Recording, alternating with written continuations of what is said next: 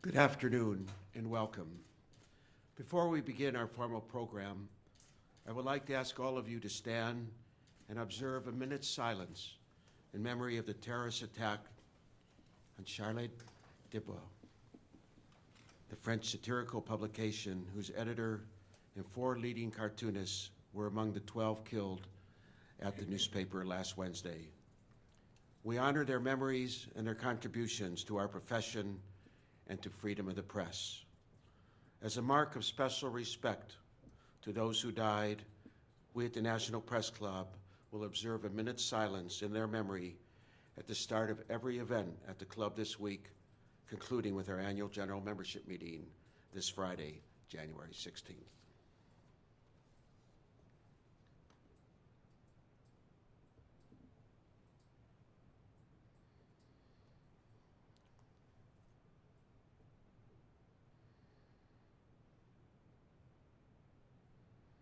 Thank you.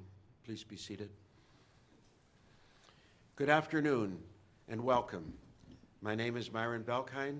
I'm an adjunct professor at the George Washington University School of Media and Public Affairs, a former international bureau chief with the Associated Press, and the 107th president of the National Press Club. The National Press Club is the world's leading professional organization for journalists committed to our profession's future through our programming with events such as this while fostering a free press worldwide. For more information about the National Press Club, please visit our website at press.org. On behalf of our members worldwide, I'd like to welcome our speaker and those of you attending today's event. I'd also like to welcome our C-SPAN and public radio audiences. You can follow the action on Twitter using the hashtag NPC Lunch. After our guest speech concludes, we'll have a question and answer period. I will ask as many as time permits. Now it's time to introduce our head table. I'd like each of you to stand briefly as your name is announced. From our audience's right, Neelan Parker, Chief of Staff at the U.S. Department of Housing and Urban Development. Ed Golding, Senior Advisor to the Secretary at the U.S. Department of Housing and Urban Development. Jerry Zaremski, the Washington Bureau Chief for Buffalo News, a past NPC President and the Chair of the Speakers Committee. Skipping over our speaker for a moment, Bob Carden of Carden Communications and the Speakers Committee member who organized today's event. Thank you very much, Bob. A former 3-term mayor of San Antonio, Julián Castro, stepped into a national spotlight when he delivered the keynote address at the 2012 Democratic National Convention. He was the first Hispanic to deliver a keynote address at a national political convention.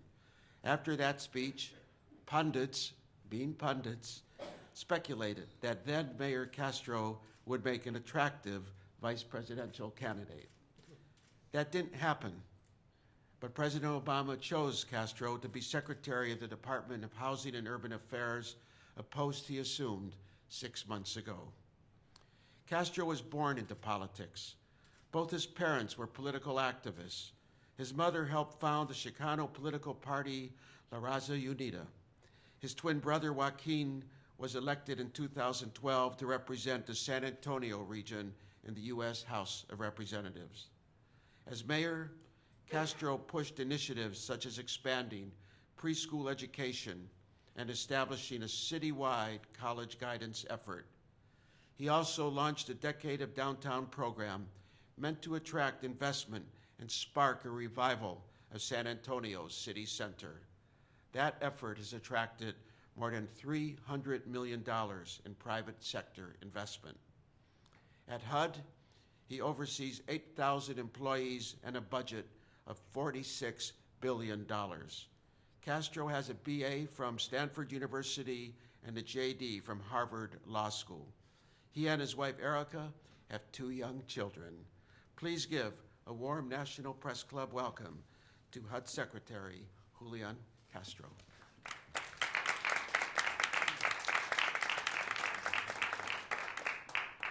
Thank you very much, Myron, for your kind introduction, and more importantly, thank you for the service that you do as president of the National Press Club.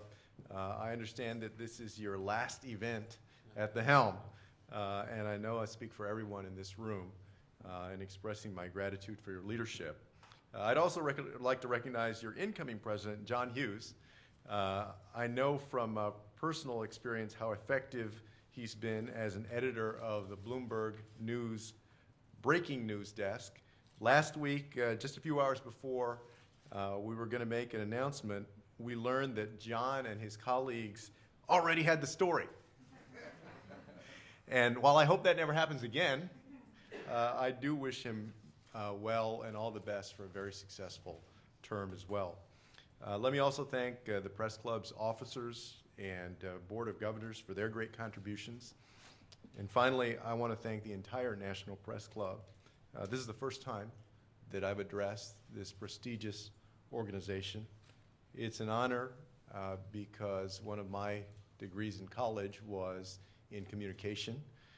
There was a time when I thought that I would go into journalism, and obviously I chose a different path, but I have a tremendous amount of respect for the work that y'all do. In fact, the events of last week in France remind all of us in the United States and throughout the world of the value of freedom of expression and the importance of journalism.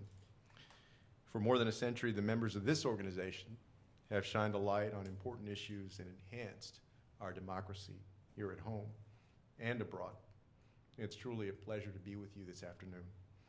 We gather today at the beginning of a new year, a time to take stock of where we are as individuals, as communities, and as a nation.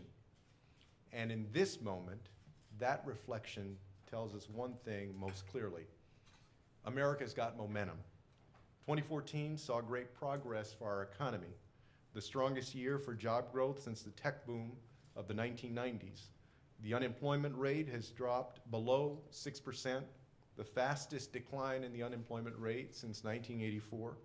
Growth has been highest in sectors that pay good wages, such as technology and manufacturing. And most significantly for those of us at HUD, the housing market is coming back as an engine of economic prosperity. Today, more Americans are feeling confident because year-over-year home prices have risen for 32 straight months. More Americans are financially secure because homeowners' equity is up $4 trillion since 2009. More construction workers are back on the job because housing starts have doubled in that time. The phones and the inboxes of realtors are ringing and pinging with potential buyers, and families are looking to the future with renewed optimism. Simply put, we're seeing gains across the board, and HUD stands ready to take this momentum and make 2015 a year of housing opportunity. For as many things that have changed over the years, our nation's fundamental challenge remains the same: to be the strongest, smartest, and safest nation in the world.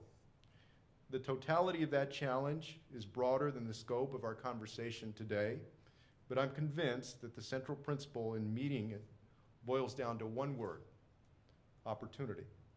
Opportunity is not an abstract concept. It's a path to a more prosperous life, and housing often serves as its foundation. T.S. Eliot once said that home is where one starts from.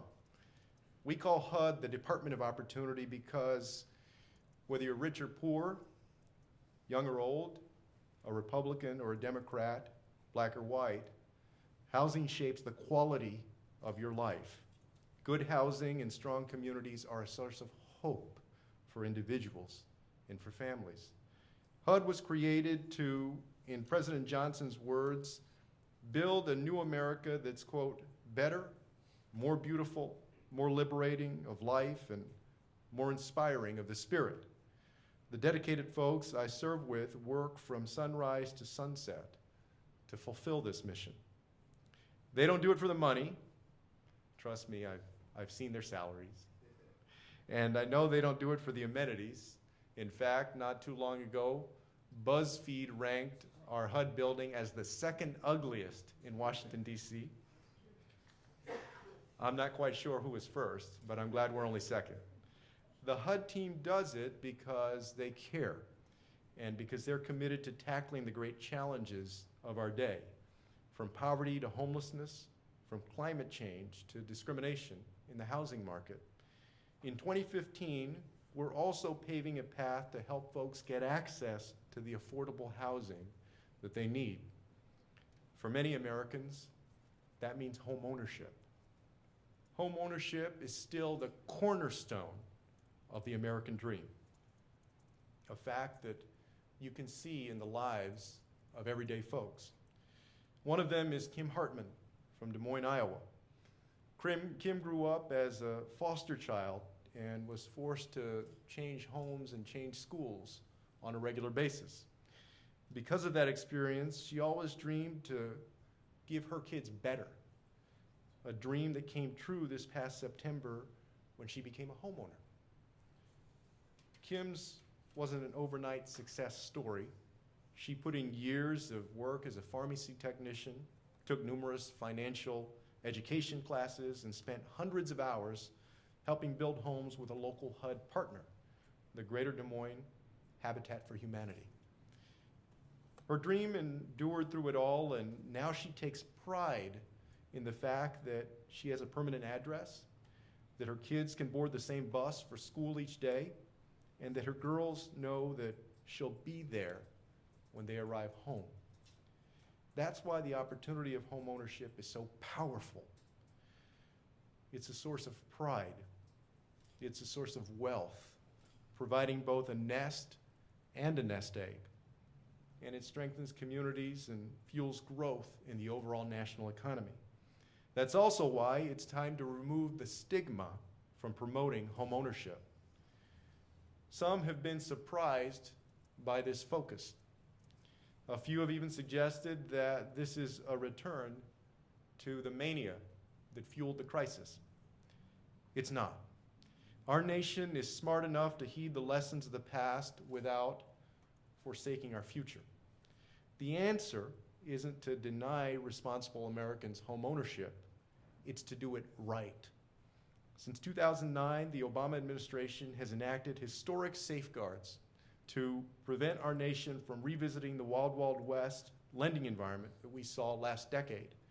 For example, the Consumer Financial Protection Bureau now requires lenders to evaluate a borrower's ability to repay their loan and prohibits them from receiving bonuses for more expensive loans. In addition, HUD has launched an Office of Housing Counseling that served 9 million folks, helping them buy a home when they're ready and postpone their search when they're not. These actions are helping folks obtain a place to call their own. Now, the challenge is to expand that opportunity. I also want to be very clear that there's nothing wrong with being a renter. As a matter of fact, my family and I rent here in Washington, D.C. But for most Americans who may struggle with stagnant wages, home ownership is a better deal. Zillow says that renters are spending twice as much of their income on housing as homeowners. Costs aren't just going up in New York and San Francisco, they're also going up significantly in places like Portland and Denver and Baltimore. Some folks feel as if they're almost misspending money by paying their landlords instead of themselves. We need to provide them with more housing options. And that's where the Federal Housing Administration comes in. As many of you know, FHA has long been a beacon of hope for underserved borrowers. In fact, FHA has insured 1.6 million first-time home buyers in the last 3 years alone. And we want more folks to be able to access our services. First, this means expanding access to credit. Some believe that a few years ago, it was too easy to get a home loan. The fact is that in 2015, it's too hard. In fact, According to the Urban Institute, the housing market is missing out on 1.2 million loans every year because credit is so tight. And just a couple of months ago, even Ben Bernanke, the former Fed chair, remarked that he'd been having trouble refinancing his mortgage. So we've undergone a year-long effort to clarify our policies so that lenders can feel more confident in working with a wide range of creditworthy borrowers. This has helped increase the flow of credit, and we're going to keep building on this progress. Secondly, we want to make homeownership more affordable for those who already qualify for a loan. Last week, President Obama announced that FHA will reduce its annual mortgage insurance premiums by 0.5 percentage point by the end of this month. Right now, FHA premiums are at a historically high level, and the cost of obtaining the American dream is too great for a lot of working folks in the middle class. I'm talking about people like Brittany Kaufman from Maryland. A dental hygienist, Brittany told Bloomberg News that she found her dream home after 2 months of looking, and she planned to use an FHA-backed loan to make that dream real. Then she found out that FHA had raised its fees, and instead of paying $125 a month for it, she'd have to pay $340 a month. That's just something that she hadn't budgeted for. And so Brittany postponed her search. And the thing is, Brittany's not alone. The National Association of Realtors estimates that nearly 400,000 creditworthy borrowers were priced out of the housing market in 2013 because of high premiums. We expect our premium reduction to help more than 2 million borrowers save an average of $900 annually over the next 3 years. It will also encourage nearly 250,000 new borrowers to purchase their first home. This is a common sense step. FHA's premiums will still be, even after this reduction, 50% greater than they were at the beginning of the crisis.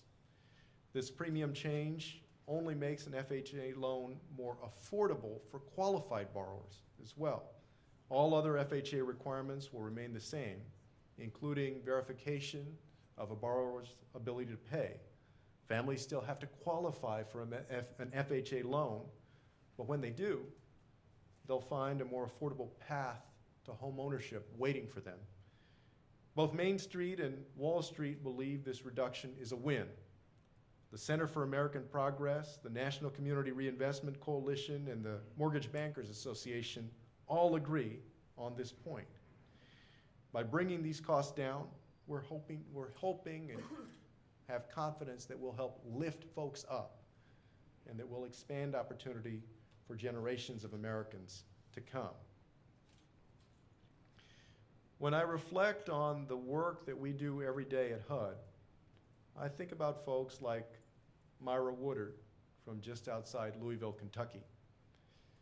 Myra's a person whose determination and talent, coupled with support from HUD, helped her transition from public housing resident to homeowner last year. In looking back at her journey, she said that it wasn't the services alone that made such an impact on her life. She said that it was, quote, the torch of support, compassion, understanding, and encouragement that was passed through each individual and service. This is what we're about. We're about people. We're about making their lives a bit better and giving them a chance to thrive. And that's why we're so focused in 2015 on homeownership. It represents family and community. It leads to stability and to security. And it is the cornerstone of the American dream. Over the years, through decades of economic downturns and wars, the American people have always held on to this dream, and I'm confident that they always will. It's part of the fabric of our nation. It's what we do and who we are. We try, we seek, we aspire. And for many folks who are working hard and saving, that aspiration leads them to their own home. For them, the time is now to buy. The time is now to invest in their future. The time is now to make their dreams of home ownership a reality. Every day at HUD, we report to the Robert Weaver Building and put in the hours to help match their aspirations and dreams with hard work on our end to make those dreams a reality. In my 5 months on the job, the biggest transition that I have made is going from city government to the federal government. I'd be lying to you if at the beginning of that transition I said that there weren't a bit of growing pains, and it took a little bit of getting used to. But 5 months later, I'm convinced of this much, that at HUD and throughout our federal system, we have a core of folks who are passionate and committed, ready, willing, and able, through their efforts, to help ensure that those dreams of home ownership become a reality.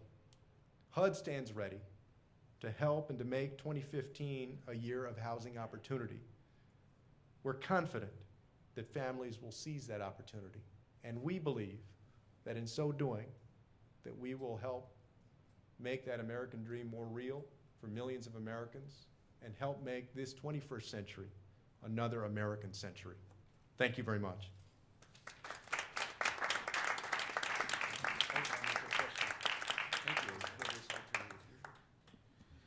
Mr. Secretary, what is the biggest problem in helping people secure home ownership? Thank you very much for the question. I think one of the biggest challenges, and one that I address in my remarks these days, is access to credit. Another is affordability.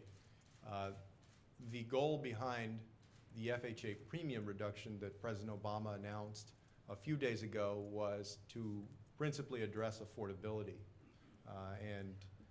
The National Association of Realtors has estimated that there were about 400,000 potential borrowers that were priced out of the market because of high mortgage insurance premiums.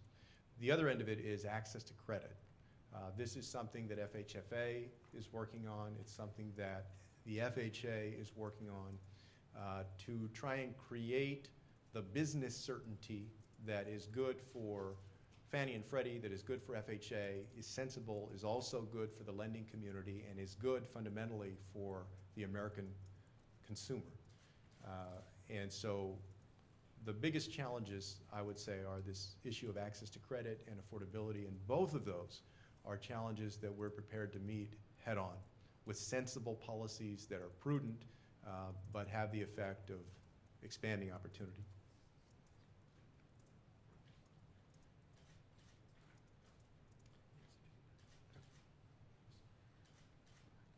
You're generating a lot of questions, Mr. Secretary.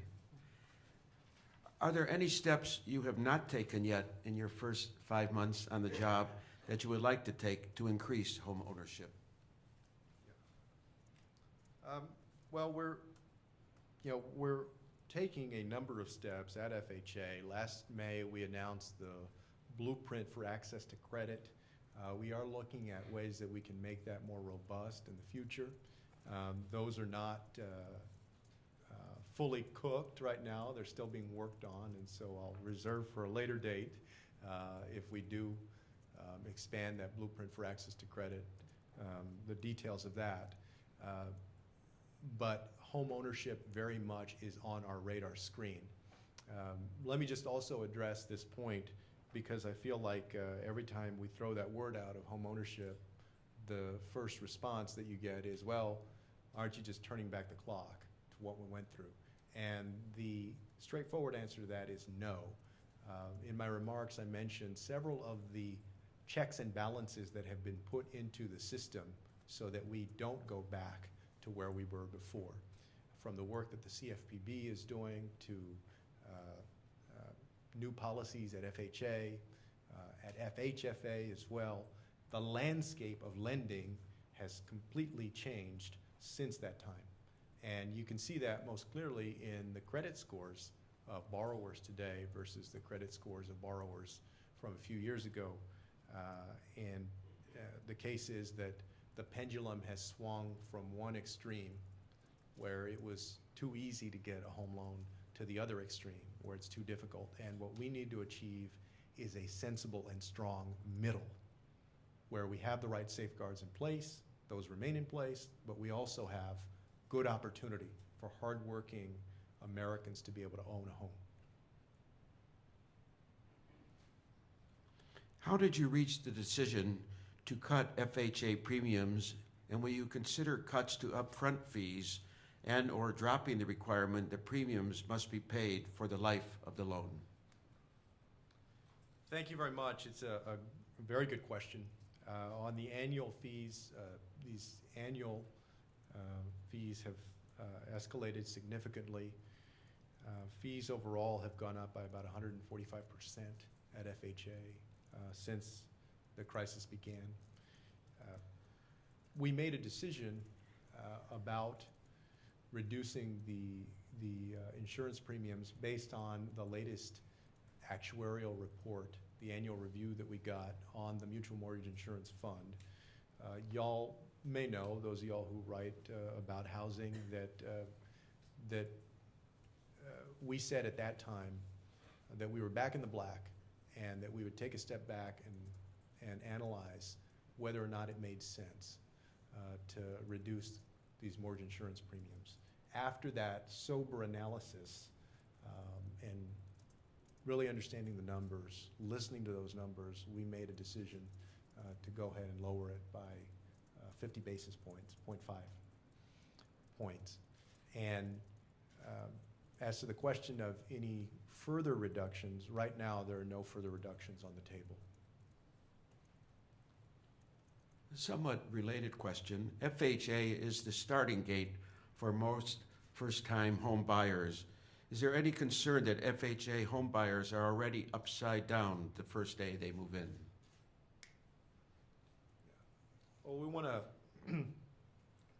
we're always generally, of course, concerned about ensuring that folks who take out a loan are able to repay that, and that home ownership is a positive experience and not a negative one. The goal is to help build wealth out there, not to detract from it. So we believe that some of the policies that have been put in place, the checks and balances during the housing crisis, have helped to ensure that borrowers who qualify and get an FHA loan are in a better position to actually pay off that loan and to benefit from home ownership in general.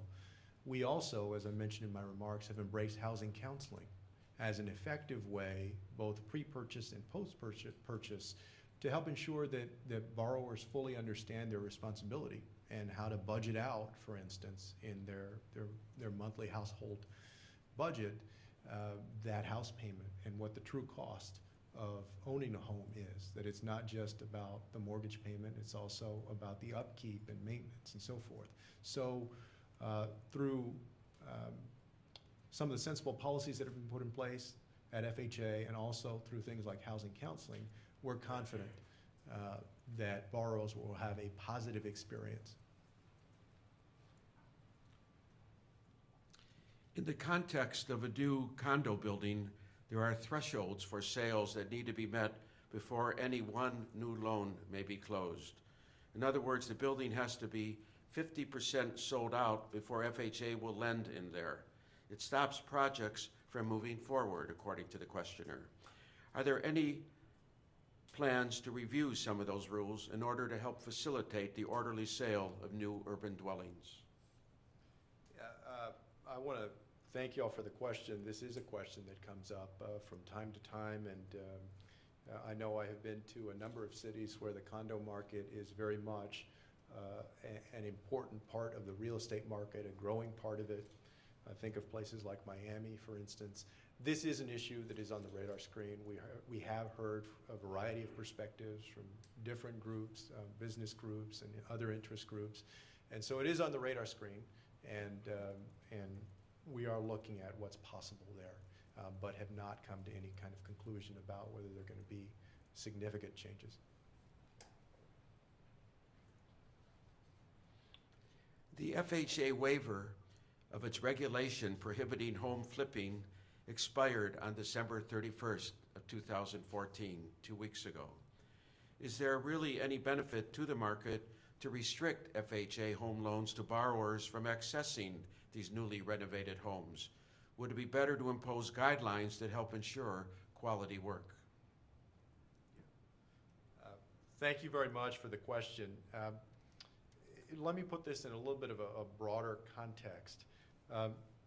One of the concerns that we hear out there is that to the extent that FHA has a hold of properties in communities, folks out there in local communities are concerned that we ensure that we have an eye toward not just what's right for the FHA and the fund, but also how do we help keep the character of that neighborhood in good stead. And so with regard to the rule that you cited, I have not looked into that in the last 11 days. But when we think through how we approach these questions, we want to ensure that we strike a balance between the health of the FHA and its business needs, as well as the character of the communities that we're serving, that we do right by those local communities and their neighborhoods. And so that's how we'll evaluate those types of rules. Thank you. Peter Wallison of the American Enterprise Institute writes in his new book that the affordable housing goals of the administration are leading to underwriting, and this will lead to an economic downturn. Your thoughts, please. In that question, was there said that they're leading to, is the questioner suggesting that it's leading to underwriting that is too lax? I felt like there was something missing in the question. I think that's the question. Right. And the answer to that is, first of all, the proof is in the pudding that is not the case today. If anything, the underwriting standards are too strict. As I mentioned before, we went from one extreme where it was too easy to get a home loan to another extreme today where it is too difficult to get a home loan. And what we want to be able to achieve is a strong, sensible middle ground where we have good safeguards in place so we don't slide back to the past, but at the same time, folks who are ready and responsible to own a home can get access to credit. And the housing goals that the administration has set, I don't believe that those are playing the kind of role that the questioner suggests. I don't know if you can quantify this, but the questioner asks, how many homeowners were needlessly foreclosed? Did you see it happening in San Antonio? Did the feds do enough to help? I do believe that communities across the United States saw the impact of foreclosures. San Antonio was no different from that. It was not as pronounced in some markets like San Antonio as it was in others. I'm thinking about places like Phoenix and Las Vegas at the depth of the housing crisis, places in Florida who were very strongly impacted. From day one, the administration took very aggressive action to help folks stay in their homes, make it more affordable for folks to hang on to those mortgages and be able to actually pay them. The announcement the other day in Phoenix was significant because we went back to a housing market that had been very hard hit with the housing crisis, but has seen significant uptick. And I believe that the Obama administration took very strong, important measures to blunt the force of that foreclosure crisis. And because of that, millions of Americans have been able to stay in their home. And the administration continues to be committed to helping people stay in their home. At HUD, we embraced grants like the Neighborhood Stabilization Program grants, NSP and NSP2, as well as partnerships with local communities and the usage of home funds, CDBG funds to make home ownership possible in communities throughout the United States.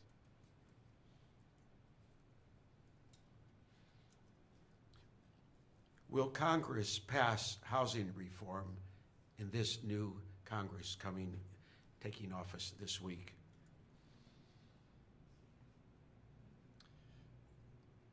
The straightforward answer to that is I don't think anybody can tell right now.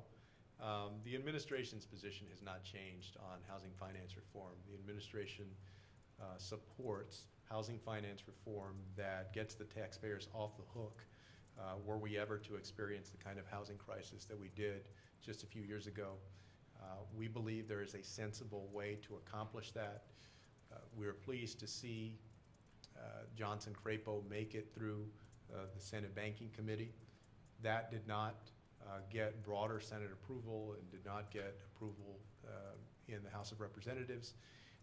But we remain committed to the principles underlying that legislation, and we look forward to seeing what comes forward in this new Congress.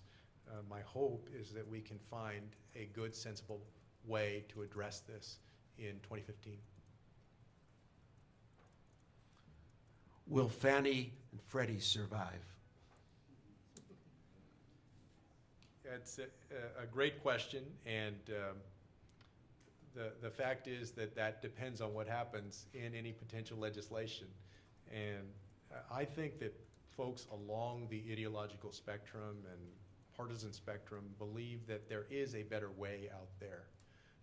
There's a way that we can accomplish having a government backstop, but do it in a manner that doesn't leave taxpayers on the hook the way that they were a few years ago.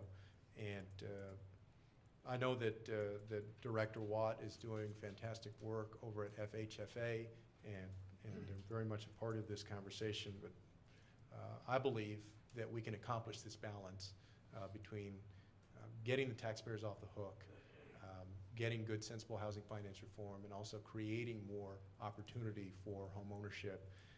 The fact is, right now, the Congress has just begun its work in earnest, and I have not seen anything that's been put out there yet.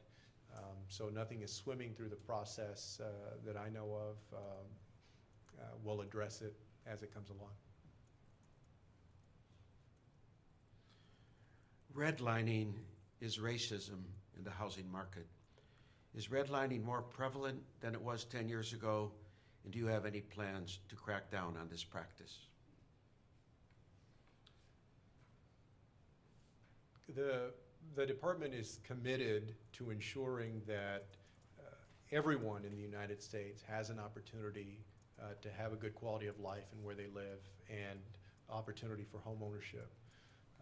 And we have a robust FHEO, Federal Housing and Equal Opportunity Office, that is committed to enforcement as well, to ensure that no matter the color of somebody's skin, or if they have a disability, or their religion or national origin, that they're able to live where they want and where they're able to afford.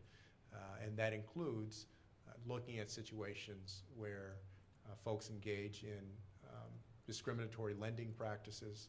Of course, this issue of redlining is one that has had over the generations a profound impact on urban growth patterns and the location of different communities within cities. And it's one that we continue to be attentive to, and FHEO in HUD is committed to doing what it can to eliminate that discrimination. So every year they take on cases that impinge upon those obstacles and seek to make the United States a place where home ownership and freedom to live where you want is possible, regardless of the color of your skin.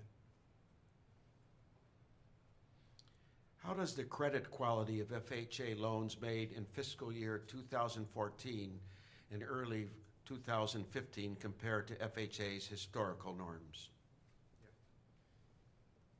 Thank you for the question. Of course, this is January 13th, so we're only 13 days into 2015. I don't know that we have any analysis for this very new year, but in 2014, the credit quality was still one of the strongest for FHA's history. I mentioned this earlier, that what we see today is that the credit score of borrowers that are getting a loan, whether it's from FHA or from the GSEs, is traditionally much higher than it was. Certainly in the time period where it was too easy to get a loan, but even higher than it was, let's say if we went back 15 years ago to 2000 or 20 years ago.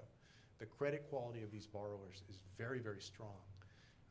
At FHA, for instance, we've also done things like put in a credit score floor of 500 and have required that if you have a credit score 580 or underneath, that you need to put 10% down, not the traditional amount. So all of those things, as well as I think, credit overlays that the private sector, the banks have put on, have created borrower credit quality for the GSEs and for FHA that are very strong compared to the norm. As senior population grows, does HUD have plans to expand the HUD 202 rental demonstrations and add more affordable housing for seniors? Yeah, that is something that's on our radar screen. I know that, for instance, AARP and the Joint Center for Housing Studies at Harvard have done fascinating work on this issue. And if you just look at the demographics and what's happening in the United States, when we talk about cities, we often talk about millennials and this young generation and how important they are to enlivening up local communities. But the fact is, it's the fastest growing population are folks over the age of 65. And so that is something very much on our radar screen, and we are looking at how to be more robust in the support that we provide out there for those kinds of housing opportunities, including Section 202. Your focus seems to be on housing. Do you plan any changes in the urban development side of HUD? Yeah. As a former mayor, a recovering politician, one of the things that I've enjoyed most about HUD, and certainly as when I was mayor, are programs like CDBG and Home. And the 40-year legacy now that CDBG has had in helping to rebuild communities and investments in infrastructure. And so we like to think of HUD now, as fully as the Department of Housing and Urban Development. As a former mayor, I'm very focused on the urban development component of that. Under the leadership of former Secretary Donovan, we did great things like the Choice Neighborhood Grants and Promise Zone, along with other departments. We've invested in these place-based strategies for rebuilding communities. And what I see is that we need to continue that trend. At HUD right now, we're looking at, for the long term, how do we orient the department in a way that is aimed at serving individual communities better, with more agility, in more of a place-based way? How do we make place-based not just a name of a policy, but truly something that is embedded in the organization? And these place-based strategies really are all about urban redevelopment. I would be remiss if I didn't say as well that it's not just about cities, because HUD also serves tribal communities, it serves smaller towns, and some rural settings as well, even though we're called Housing and Urban Development. As a matter of fact, housing and community development would be more accurate. My first love is cities as a former mayor, but I recognize that the work is more diverse than that. Two questions related to renting, and then we'll go to some more general questions.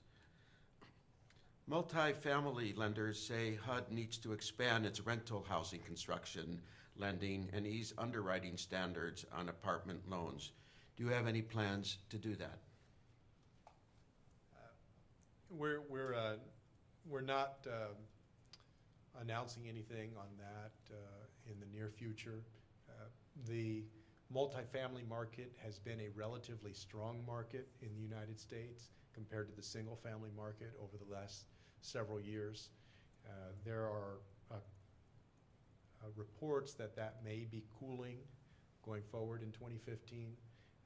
However, there's a strong commitment on HUD's part to making investments in multifamily housing.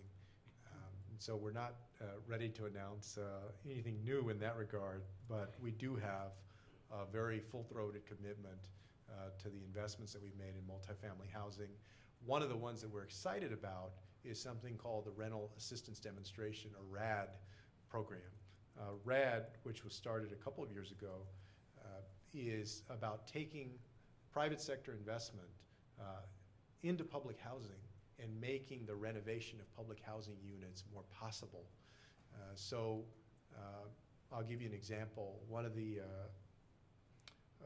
there was a gentleman from a housing authority, I believe in the Midwest, a couple of months ago that I spoke to, that said that in their community they had been able to make renovations, improvements in public housing units in 2 years that would have taken 18 years just through traditional funding. We had our first peek at what this Rental Assistance Demonstration Project, RAD, has meant for multifamily housing in different localities. We had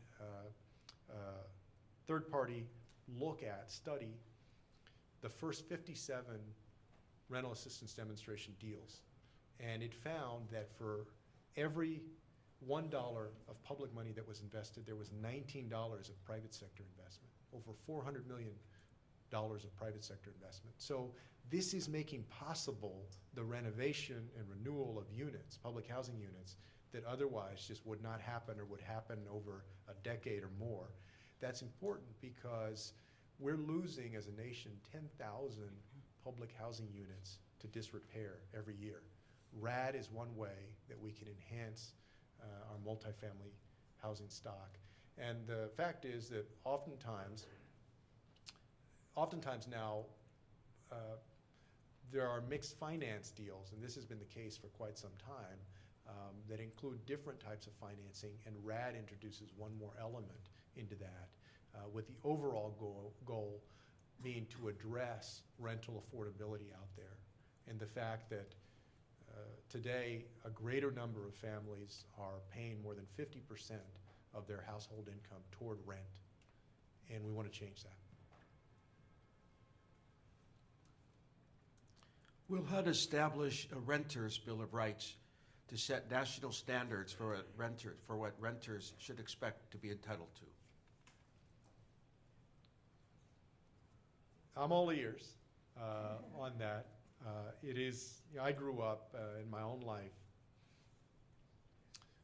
in the household of a mother, a single mother who was renting, and I bought my first house at the age of 25, 26, something like that. But today I'm a renter here in DC, and I know that is, for many folks, the predominant experience of their lives. And they see costs going up.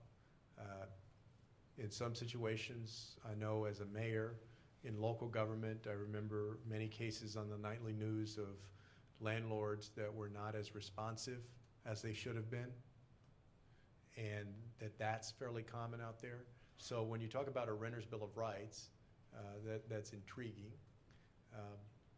and I'm all ears. Mr. Secretary, although you said you are a recovering politician, I do have a few questions in the political area. When you accepted the appointment at HUD, there was much speculation about what it would mean for your long-term political future. To get right to the point, Do you think serving as HUD Secretary offers the kind of experience necessary for one to serve as a vice presidential nominee? I'm trying to do a great job at HUD. So I think it offers great experience for being HUD Secretary, and that's really what I'm focused on. I believe that in anything that you do in life, as y'all have seen, I'm sure, in your own profession, the number one way to be satisfied personally and also to have a great future, whatever that future is just to do a fantastic job with what's in front of you. Because if you don't do that, you can kiss any of that future goodbye. And so I'm just trying to do a great job with what's in front of me right now. I think I might know the answer, but I've said I would ask as many questions as possible. Andrew Cuomo, a former HUD secretary, is now governor of his home state. Any chance of you following a similar career path? Yeah, thanks for the question. Maybe we have some Texans out there in the audience. That was a tough Cowboys loss, I know, the other day. Yeah, I don't know what my future is going to hold after these 2 years when we sign off in early 2017.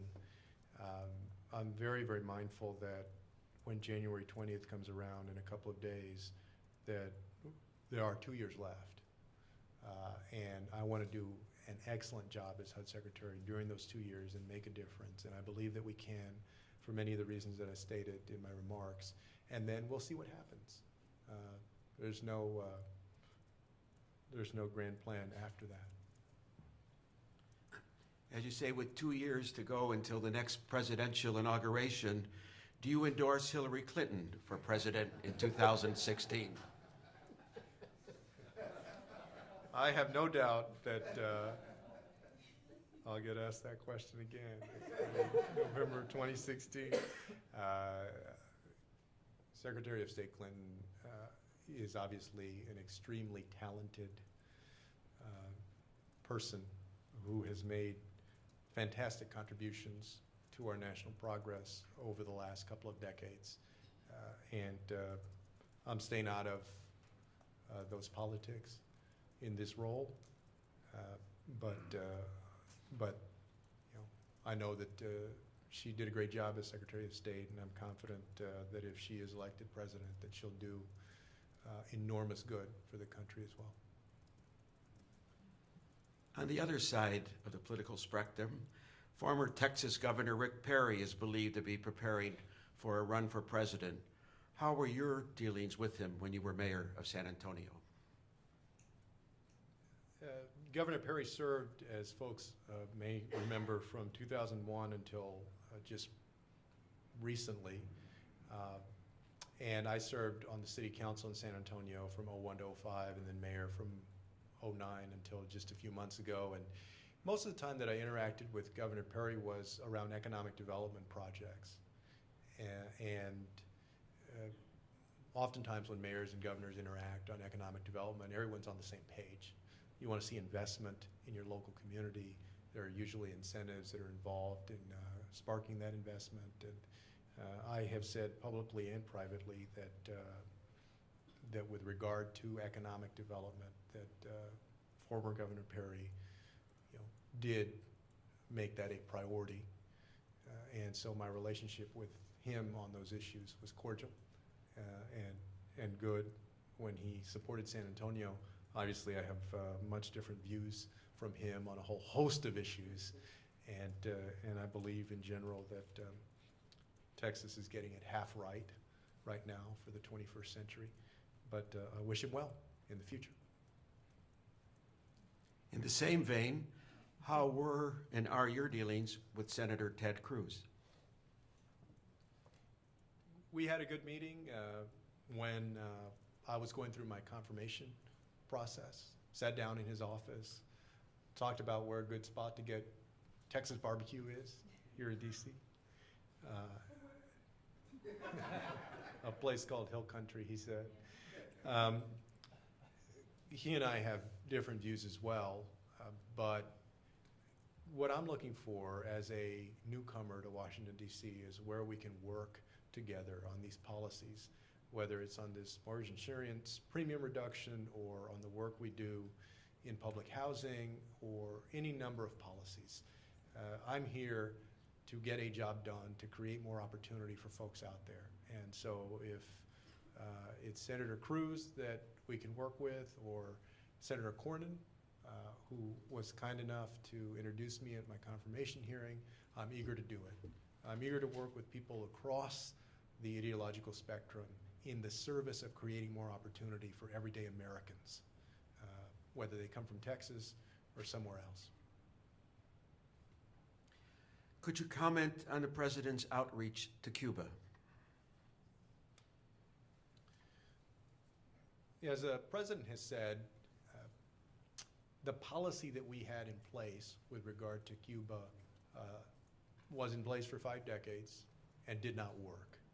And so the question now is, how do we go forward with a sensible policy of engagement that requires Cuba to begin making a change of course? And I'm satisfied that the president has taken a sensible, prudent step in that direction, and that is very meaningful for many Americans.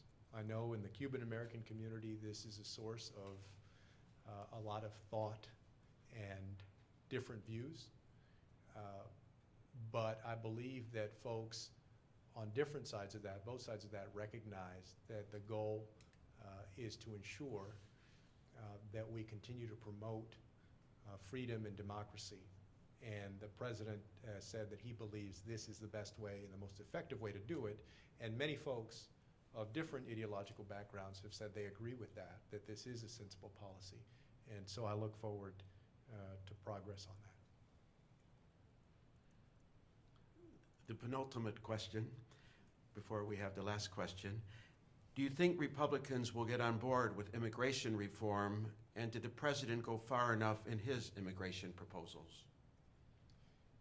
The president made a prudent decision to take action, a first step to fix our broken immigration system. There are folks who have suggested that he didn't go far enough. I disagree on that. The president has done what is within his authority, and he has been very reasonable about that, doing something that is measured and at the same time does go further than any president has before to say that we are a nation of laws, we're also a nation of immigrants, and we're going to create a way to be both of those things, to help keep families together. If we have folks who are acting responsibly right now in the United States and they get to the back of the line. It's also true that that the Congress has the opportunity to pass legislation. If Congress disagrees with the president on his immigration action, they can pass a bill. And in fact, Americans out there are waiting for Congress to pass comprehensive immigration reform. It passed in a bipartisan way in the Senate. The House of Representatives should have brought comprehensive immigration reform to the floor. Because of the Hastert rule, they did not. And now it's up to the Republican-controlled Congress to do the responsible thing and pass comprehensive immigration reform. I believe that if and when they do, that will look a lot like what the president has laid out and the Senate supported a year and a half ago. Something that is responsible and accomplishes both ensuring that we protect our borders, but also that we do something about the 11 million folks who are already here, because it is not realistic to think that we're going to deport 11 million people. Mr. Secretary, before asking the last question, I'd like to present you with the traditional National Press Club mug, and should you return on future occasions, you will get more to complete a set. This is the final question in the brief time we have left. I have not met your twin brother, but the questioner says, being a cabinet secretary means always being overcommitted. That being the case, have you or will you consider ever allowing your brother to serve as your body double? I have to be honest that I will not consider that because my brother habitually introduces himself by saying that I'm a minute uglier than he is, and so I'll skip that. Thank you, Mr. Secretary. Thank you, Mr. Secretary. Thank you all for being here. We are adjourned.